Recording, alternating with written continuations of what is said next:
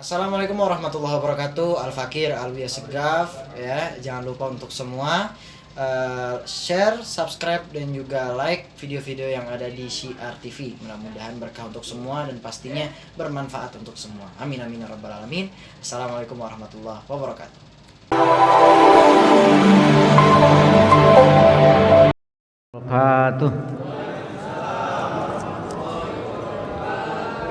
Alhamdulillahilladzi arsala rasulahu bil huda wa dinil haq liyusirahu ala dinillahi wa arsalahu basyiran wa nadiran liyuhyiyan nasa hayatan thayyiban fid dunya wal akhirah asyhadu an la ilaha illallah hudaan bil huda amma ba'd ya ayyuhalladzina amanu kutiba alaikumusyyam kama kutiba alal ladzina min qablikum la'allakum tattaqun.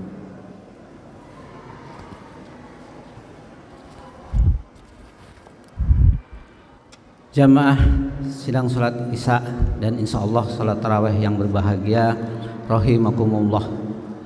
Alhamdulillah kita dipertemukan kembali di Ramadan tahun ini 1443 Hijriah. Semoga segala amal ibadah kita di bulan puasa ini mendapatkan pahala yang berlimpah dari Allah Subhanahu wa taala. Dan semoga pula kita dipertemukan kembali di Ramadan mendatang. Terima kasih kepada segenap panitia dan ketua DKM yang sibuk dengan perhelatan untuk umat di bulan suci untuk ibadah dari awal sampai akhir. Semoga semua ini akan memperberat timbangan mizan kebaikan di yaumil akhir. Amin ya rabbal alamin. Salawat serta salam kita haturkan kepada junjungan Nabi besar Nabi Muhammad SAW beserta keluarga, para sahabat, serta orang-orang yang istiqomah menjalankan sunnah-sunnahnya. Jamaah rahimakumullah, kalau di bulan puasa ini, Ramadan ini, ayat yang populer yaitu ya Al-Baqarah 183. Ya ayyuhalladzina amanu kutiba alaikumusyyam kama kutiba alal ladzina min qablikum la'allakum tattaqun. Nah, di sini yang saya tekankan bahwa ternyata kewajiban puasa itu bukan hanya kita saja, bukan hanya umat muslim, umatnya Nabi Muhammad SAW. Ternyata Nabi sebelumnya, Nabi Isa, Nabi Musa, bahkan Nabi sebelumnya juga melakukan puasa. Lain dari hal itu juga ratusan tahun, saya ambil contoh negara di India, ada yang melakukan ritual puasa. Nah, yang membedakan kita dengan mereka adalah niat dan tujuannya. Kalau kita niatnya lillahi ta'ala, tujuannya la'allakum tattaqun. Kalau mereka niatnya untuk sesembahan mereka, dewa-dewa mereka, dan tujuannya supaya dewa-dewa atau sembahan mereka tidak murka sehingga menimbulkan bencana. Nah, saat ini pun di negeri-negeri yang ateis itu juga melakukan puasa. Tapi kembali lagi niat dan tujuannya beda. Niatnya untuk terapi, tujuannya untuk sehat. Oleh sebab itu, mari kita luruskan niat kita. Jangan sampai kita salah niat dan tujuan. Karena seperti yang disabdakan oleh Rasulullah dalam hadis Muslim yang diriwayatkan oleh Abu Hurairah, bahwa orang yang bangkrut itu bukan orang yang dagangannya bangkrut, orang yang hartanya habis, bukan. Tapi orang yang membawa amal sholatnya, amal puasanya, amal zakatnya, tapi diperuntukkan oleh orang yang dijalimi. Nah, ibaratnya kalau puasa nggak dapat apa-apa, hanya dapat lapar dan haus saja. Oleh sebab itu mari kita selalu berdoa. Doanya Nabi Ibrahim ketika selesai membangun Ka'bah ada dalam Al-Baqarah 127. Rabbana taqabbal minna innaka antas samiul alim. Ya Allah, kabulkanlah doa kami, terimalah amal kami, sesungguhnya Engkau mengetahui dan Maha mendengar. Jamaah rahimakumullah. Jadi umat Islam ini sehat itu bukan tujuan akhir, tapi ikhtiar.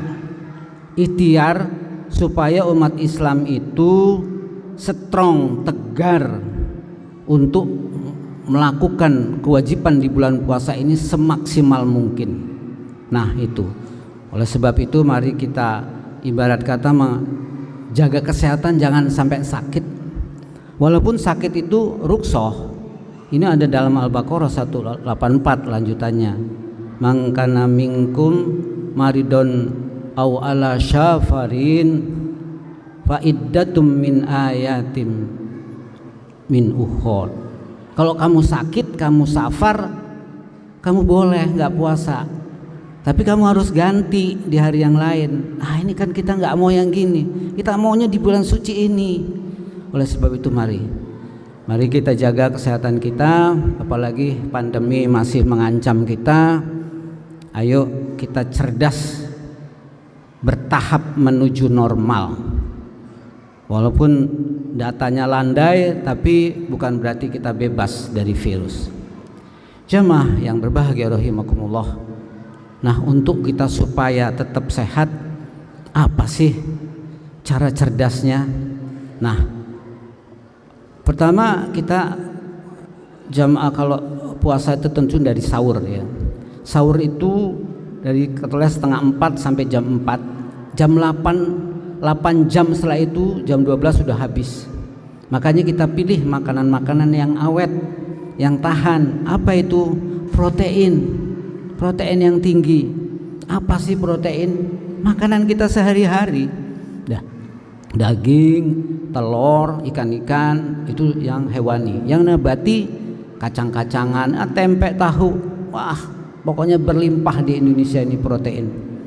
Hindari makan yang berlemak dan yang bergula tinggi karena dia mudah diserap oleh tubuh. Dan hindari juga makanan yang berminyak. Bukan saya pro sama ibu yang bilang harus direbus, bukan, ini nggak ada kaitannya, ini ilmiah ya. Jadi kalau kenapa? Karena kalau makanan yang berminyak itu dia akan menggumpalkan sel darah merah. Kalau sel darah merah menggumpal, maka akan menghambat peredaran oksigen di dalam tubuh. Maka tubuh akan mudah lelah, mudah lapar dan juga ngantuk, tidak konsentrasi. Nah, itu makanan sahur. Dan sunnahnya jelaskan sahur ini adalah diberkahi oleh Allah dan sunnahnya juga harus mendekati azan. Kemudian buka, ya kita mungkin bukan lagi levelnya balas dendam ya, tapi paling tidak tahu kenapa kalau balas dendam artinya makannya berlebihan. Di situ lambung tidak sempat mengeluarkan enzim sehingga makanannya hanya lewat-lewat aja. Kemudian juga hati-hati kalau jangan sampai makan didorong sama minuman itu terakhir, karena kalau didorong berarti antara lambung sama usus itu ada namanya pylorus yang bekerja peristaltik, itu dipaksa masuk situ, itu akan mengalami gangguan pencernaan. Itu untuk makanan. Kemudian yang kedua, dehidrasi, kita jaga tetap cairan tubuh. Nah, tetap 8 gelas sehari. Siasatnya gimana? 2-4-2. Sahurnya 2 gelas, dibukanya pas buka 4 gelas sampai malam, sampai menjelang tidur baru 2 gelas lagi malam. Nah, ini hati-hati, dehidrasi itu juga penting. Ada orang yang rajin olahraga, rajin menjaga kesehatan, tapi kena stroke. Kenapa? Ternyata kurang cairan, dehidrasi. Yang kedua tidurnya juga kita harus jaga pola tidur, tetap katakanlah walaupun kita maksimal mungkin ibadah, kita harus ngerti kondisi kita.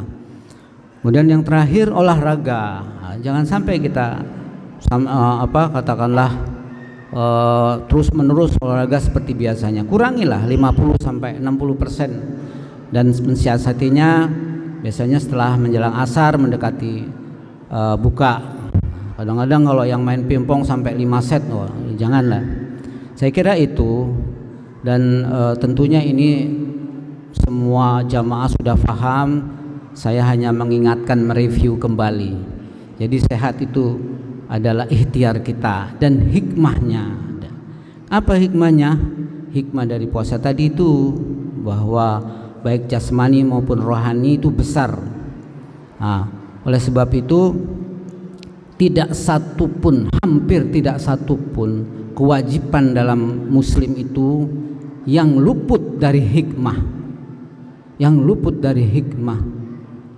Makanya para ulama mengatakan tidak semata-mata Allah memerintahkan sesuatu kecuali itu bermanfaat baginya, dan tidak semata-mata pula Allah melarang sesuatu kecuali itu berakibat buruk kepadanya. Nah, ini sesuai dengan Imam Syafi'i mengatakan kullu fi'lil bil hikmah, bahwa semua perintah Allah itu pasti ada hikmahnya. Oleh sebab itu mari ini masih malam ke-9 ya, mungkin ada ke-10, kita girohkan untuk melakukan apa saja ibadah di bulan suci Ramadan ini, karena kita tahu di situ ada pintu gerbang pahala yang berlimpah malam Lailatul Qadar. Saya kira itu yang bisa saya sampaikan. Usikum binafsi bitaqallah, nun wal qalami wa mayaskurun. Wassalamualaikum warahmatullahi wabarakatuh.